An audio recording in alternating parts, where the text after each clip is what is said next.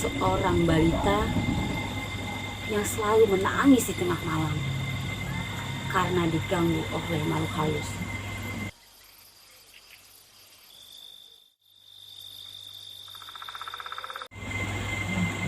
Assalamualaikum warahmatullahi wabarakatuh. Berjumpa lagi bersama kami, Sanggar Silaturahmi Kelana, yang akan menceritakan tentang kisah nyata seorang balita yang selalu menangis di tengah malam karena diganggu oleh makhluk halus.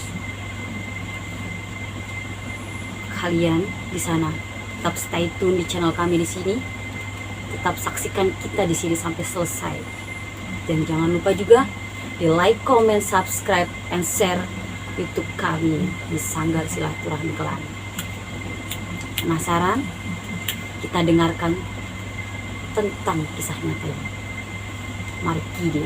Mari kita dengarkan Bang Cepi Bustami. Silahkan. Assalamualaikum warahmatullahi wabarakatuh.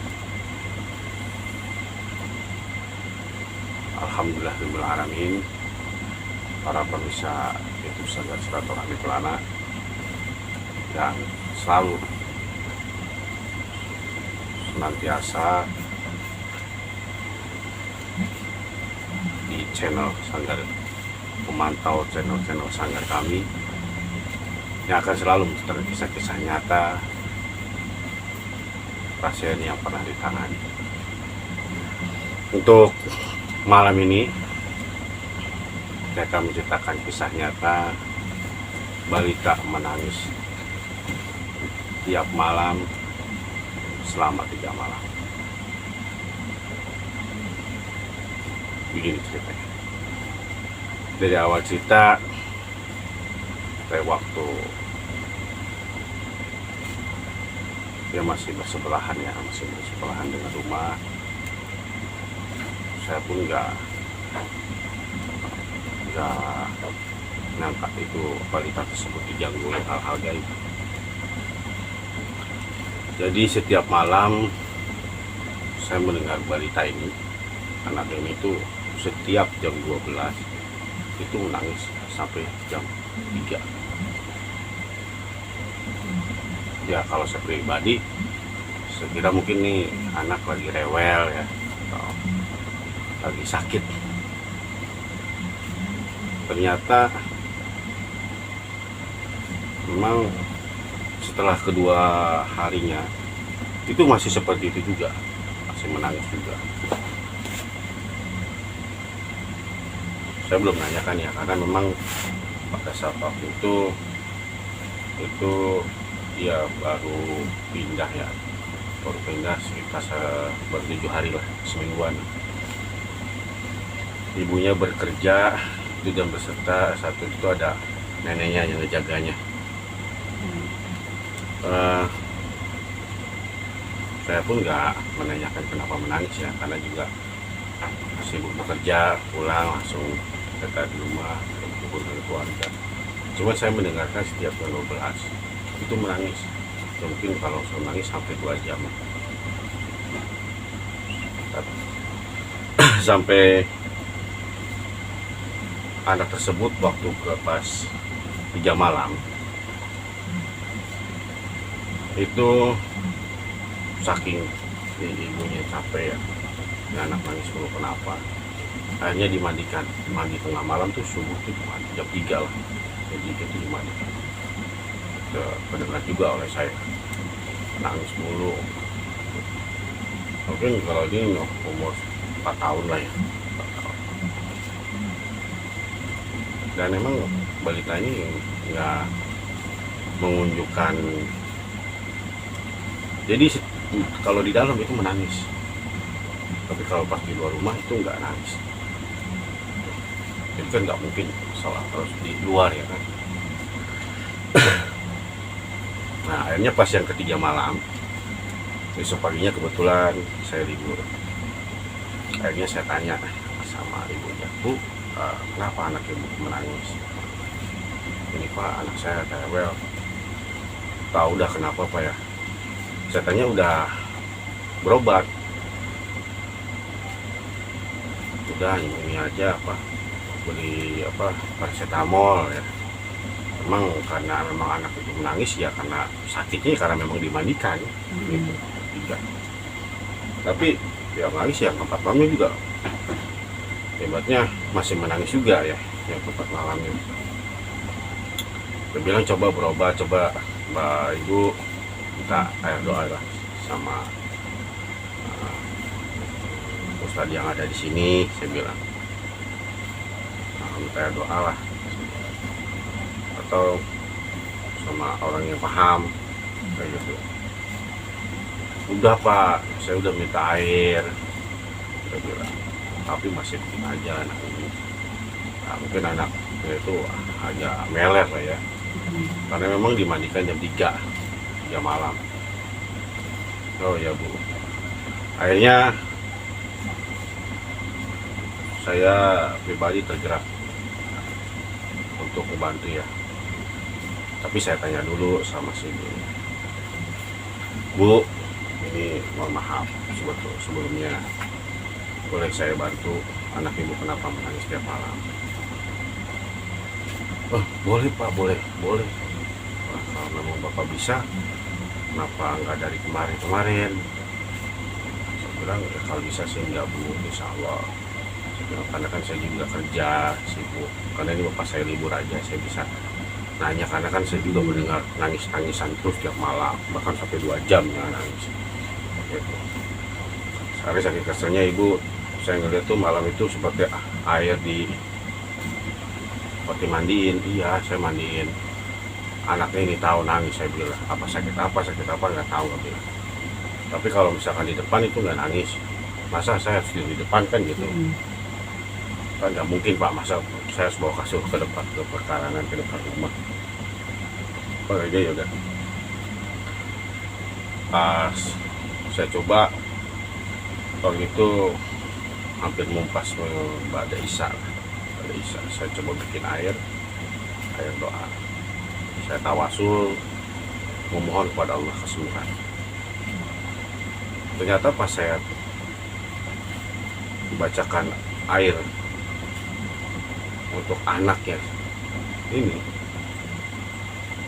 itu ternyata pas saya sambil dibuka pada sisi kebatinan, anak ini diganggu oleh sosok makhluk halus. Yang jelas sosok makhluk halus ini sejenis perempuan. Ya kalau udah bilang dikenal namanya kuntilanak. Kayaknya saya diam. Saya coba komunikasi dengan makhluk tersebut. Dia ikut dari luar. Jadi karena ibunya ini kan bekerja di pabrik, dan melewati pohon-pohon ya. Dan ibunya ini pada saat pulang itu langsung megang anak ya. Jadi kalau kata orang tua dulu, kalau udah keluar, kalau kita punya anak itu jangan langsung main masuk aja. Kita ke air dulu ya, cuci muka, ya lebih bagus sampai kita wudu, kalau bisa kita ke dalam. Ini langsung megang anak. Ternyata seorang ibu tersebut tuh membawa sosok perempuan yang sangat menyeramkan. Dan akhirnya saya bilang, Bu, ini anak ibu diganggu oleh makhluk gaib. Ini ada di dalam rumah. Akhirnya anak tersebut saya turun keluar, diminumkan dulu. Anak yang nangis itu diminumkan, cuci muka, terus basah ubun-ubun, cuci tangannya, terus cuci kakinya. Terus si ibunya itu saya suruh minum, cuci muka juga, sama basuh. Akhirnya saya masuk ke dalam rumah. Pas saya masuk ke dalam rumah, Auzubillahi minasyaitonirrajim, bismillahirrahmanirrahim, assalamualaikum warahmatullahi wabarakatuh. Masuk ke dalam rumahnya, di ruang pertama yang ruang tamu itu belum. Pas ke ruang tempat tidur, saya buka ada pada sisi batinan. Pas saya buka, astagfirullahaladzim, ternyata sosok kuntilanak ini berada di kamar tersebut pemirsa.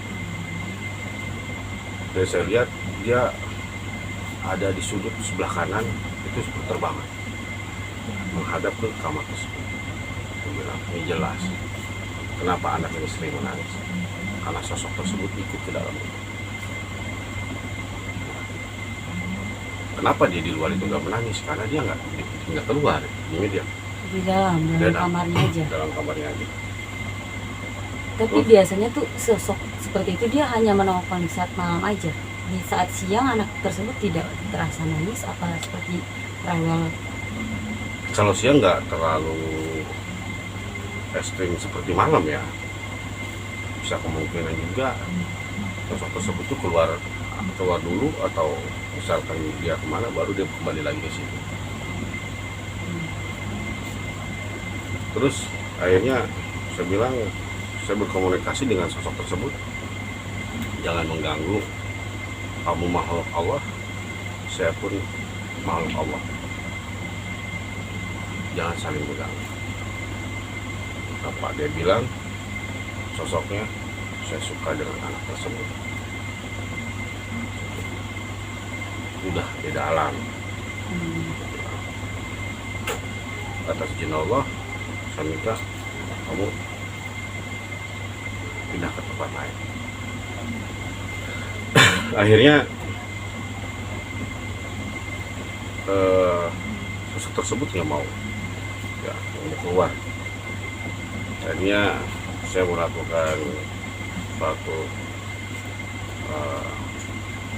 penarikan makhluk gaib tersebut.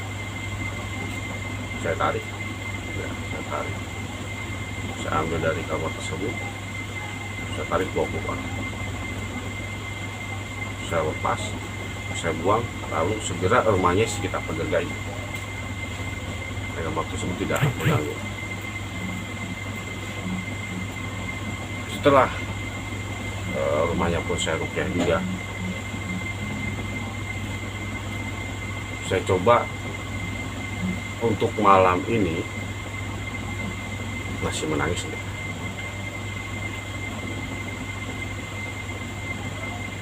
Pas tepat tren jam 12 itu saya tunggu, saya nggak tidur, masih di depan rumahnya karena masih sebelahan. Alhamdulillah wa syukurillah, atas izin Allah anak tersebut tidak lagi menangis. Akhirnya saya memberikan saran kepada ibu, Bu, ini saran saya, kalau bisa kalau ibu memang dari luar, ya kan itu ada yang ngurusnya neneknya ya, tolong ibu jangan langsung pegang dulu anak ibu lebih baik itu ke air dulu, cuci tangan, bila perlu ibu wudu dulu, baru masuk ke dalam, agar membuang energi negatif yang ada di luar agar tidak masuk. Lebih bagus sampai air wudhu. Oh gitu Pak ya. Jadi sosok itu ya tiba-tiba ngikut aja gitu ya, mengikuti ibunya tersebut. Ternyata memang pas dipegang sosok tersebut itu malah diam di kamarnya gitu. Nah setelah saya kasih saran, alhamdulillah dijalankannya, dilaksanakan. Dan saya lihat setiap dia pulang kerja ibunya itu pasti ke kamar mandi dulu, jadi nggak langsung pulang kerja langsung ibaratnya langsung pegang anak, enggak. Jadi saran saya diterima, karena memang ini untuk kebaikan juga ya. Memang ada si ibu itu sampai sempat bilang juga, Pak, kenapa Bapak nggak dari kemarin ngebantu? Saya bilang, Bu, saya juga kan banyak aktivitas kerjaan, dan saya juga nggak tahu ya, kalau memang pada saat saya lagi pas pengobatan aja, kebatinan saya buka gitu, nggak lagi pengobatan ya biasa, saya bilang. Kayaknya karena memang saya merasa aneh, terus-terusan menangis, ya akhirnya saya coba buka, dan ternyata memang diganggu. Akhirnya saya baru berbicara ke ibu dengan izin dulu ya, izin dan langsung main mengobati aja, izin diperbolehkan nggak ya, kalau nggak diperbolehkan ya nggak apa-apa gitu. Ini kita bisa bantu aja karena Allah Ta'ala. Dan alhamdulillah setelah saya rukyah, anaknya juga, ibunya juga ke tempatnya, dan saya keluarkan malam tersebut dari rumah tersebut. Alhamdulillah, alhamdulillah, anak tersebut tidak lagi menangis, aman. Sampai saat ini kalau anak tersebut itu ada apa-apa ya kayak balikan, karena memang nggak jauh sih dari rumah ya. Ya pasti minta tolongnya datang ke rumah ya, datang ke rumah minta tolong. Cuman memang untuk sekarang ya alhamdulillah nggak ada, aman ya, aman. Itu aja kisah nyata tentang balita yang diganggu oleh hal-hal gaib. Saran saya dan nasihat saya alhamdulillah dijalankan oleh ibu tersebut. Kisah nyata untuk malam hari ini, dan tunggu kisah nyata lainnya. Ya, sekian dari cerita kisah nyata yang telah Bang Cepi jelaskan tadi. Jika memang ada perkataan yang salah, mohon dimaafkan. Wassalamualaikum warahmatullahi wabarakatuh.